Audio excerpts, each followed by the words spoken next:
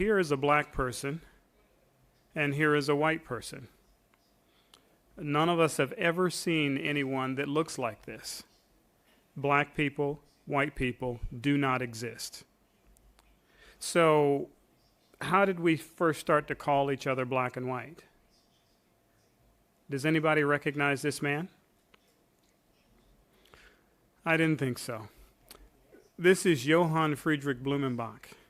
And in 1775, he was graduating from med school, and he wrote his doctoral dissertation and entitled it On the Natural Varieties of Mankind.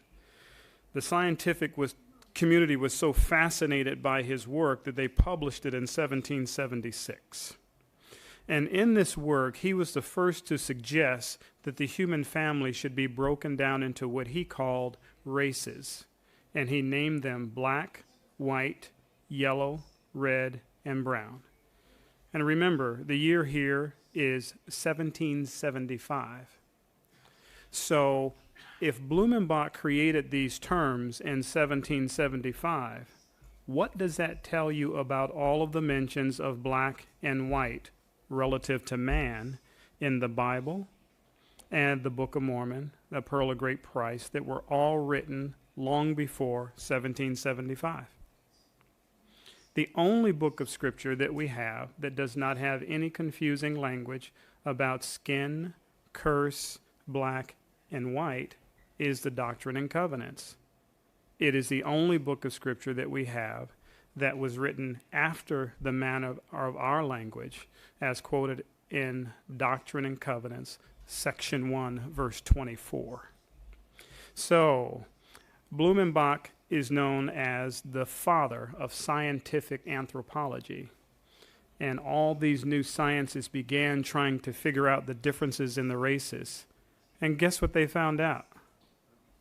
There are no differences. That all in the human family are 99.99% alike. Isn't that great? Blumenbach published his later works, but they weren't accepted, because man has always been looking for a way to separate himself from his brother. And now he had a great one. So let's talk about how skin color actually changes. Skin color changes by a fusion of activity on the surface of the melanocyte. On the melanocyte here, you'll see that we have a melanocortin-1 receptor, which is a constant. It's going to fuse with one of two things, either the melanin-stimulating hormone or the agouti signaling protein. And if in the presence of intense heat and ultraviolet rays, the melanin-stimulating hormone is produced, and it produces the eumelanin, which is the darker brown to black melanin in the skin that creates a natural sunblock to protect us from the sun when we are in hot climates.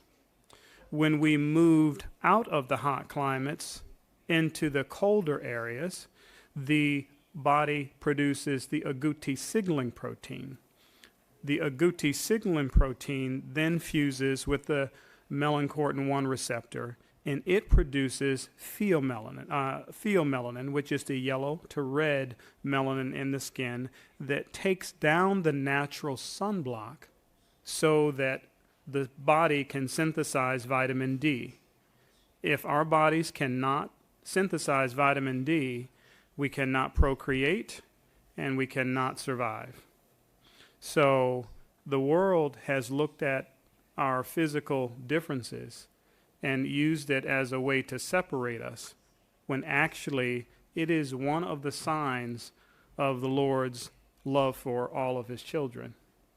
I have put the largest organ on the outside of the body to allow you to move about this earth that I've created for you, and I will go with you and keep you alive. So each time you see someone with a different complexion, smile and know that the Lord loves us all. Here's a skin color map of the world. And so as you can see, in the hotter climates, the skin is darker. to protect you and keep you alive.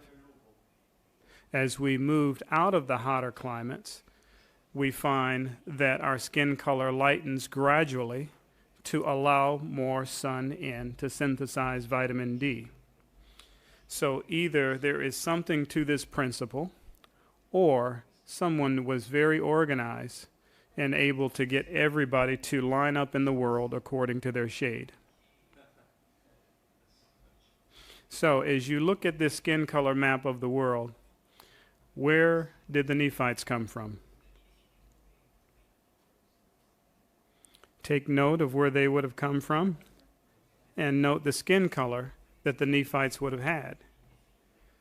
It is the skin color that we associate the Lamanites with having. So, yes, did the Lamanites have a darker skin? Yes. Did they have a darker skin than the Nephites? No. There was no skin color changing in the scriptures, and we will demonstrate that as we get into the scriptures today. The Nephites, they are often portrayed as being European, but they never made it up this far. And so their skin would not have been able to transform to the lighter skin color, but would have had the darker skin that we associate with the Lamanites. So instead of producing black and white, this is what we have. Just all the different shades of brown. Isn't that beautiful? Isn't it beautiful? It is. All right.